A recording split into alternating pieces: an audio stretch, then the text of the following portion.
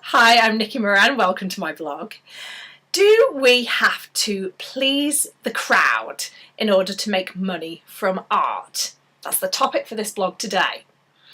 I was in Bucharest last weekend and I was lucky enough to get front row seats at this open air classical concert, and it was lovely. And basically, the concert, they were playing all the kind of classic crowd pleasers, the Nutcracker Suite, all the kind of well-known ones, and the crowd are enjoying it and clapping their hands. And, it was very, very nice. I was enjoying it, but I was a tiny little bit bored until suddenly they rolled this big grand piano to the front of the stage and they started playing Rachmaninoff's Piano Concerto No. 2. Oh my God. I don't know whether you know it, but it's the most haunting piece. And the pianist was just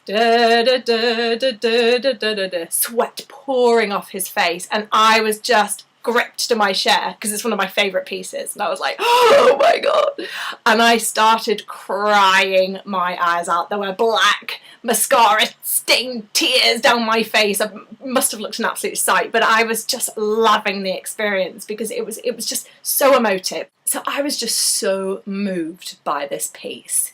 It was phenomenal. So I literally stood up out of my seat and I was clapping and cheering and going, oh, that was wonderful.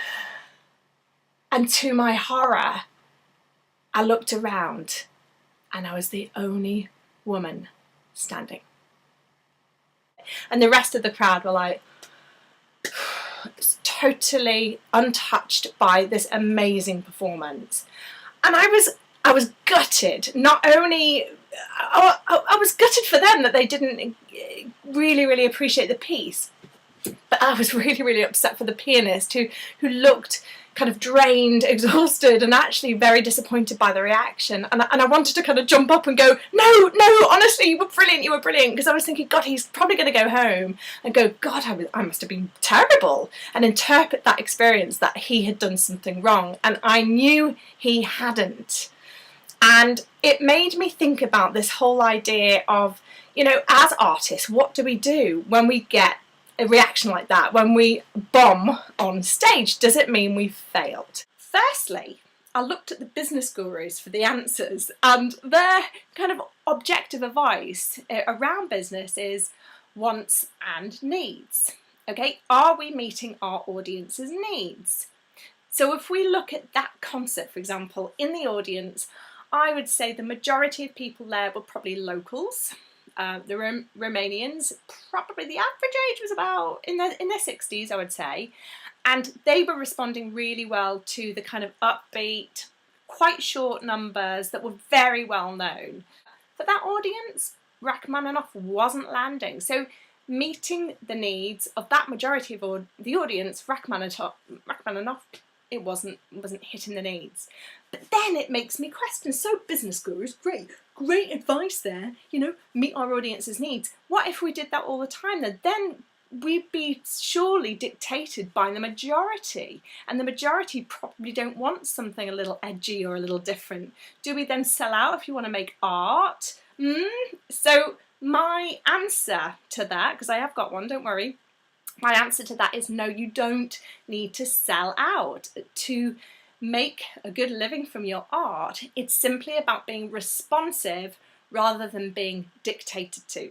It's about balancing your artistic expression, the truth of who you are, expressing your work in your way, with responding to audiences. It's sensing what your audiences needs, sensing what they want from you, but also being true to yourself, right? We want our artists to be fully voiced, fully expressed, sharing their unique message, their style in their way. We also want our artists, sorry, I'm getting into character now. We want our artists to be responsive, to be empathic. We want to connect with them. There will be people on this earth who will love you. They will love your work. They will believe in you, and you will inspire them if you bring out your authentic work. That's what we want. There will be other people who will never get you. They will never get you, so forget Forget them. Don't focus on them. We want you as artists to express your creative work in your way, from your heart. We want your full passion, and we want you to be brave. So I have a challenge for you. I want to know in the box below, have you ever been thrown off course by some negative feedback in your career? And if so, how did you respond to it? And if you were more courageous with your creative work today, what would you do? Ha, ha, ha. So you've got it. Have you ever been thrown off by negative feedback? How did you respond? And if you were more courageous with your creative work now, what would you do? And what will you do? Go and do it. So there you have it. I'm Nikki Moran, creative coach. If you like this, please do share it around, send it to your friends, and if you want more stuff like this, do sign up to my newsletter on my homepage, which is nikkimoran.co.uk.